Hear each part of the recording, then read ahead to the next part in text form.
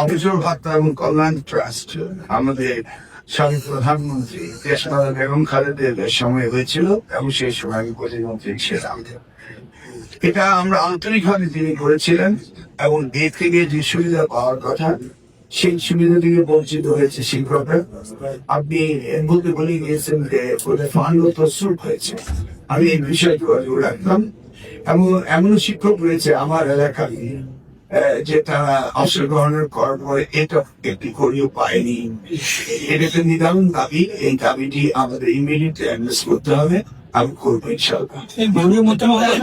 আর MPO বৃত্তির ব্যাপারে আমরা মিটিং করে কিভাবে আমরা এটাকে করা যায় এবং গভর্নমেন্টের অ্যালোকেশন অত বাতিল উপর নির্ভর করে।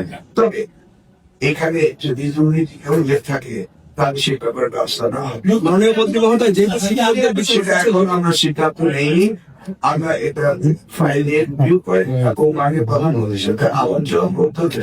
বাজেট অ্যালোকেশনের বিষয় হয়েছে, এটা নিয়ে আমাদের দেখতে হবে।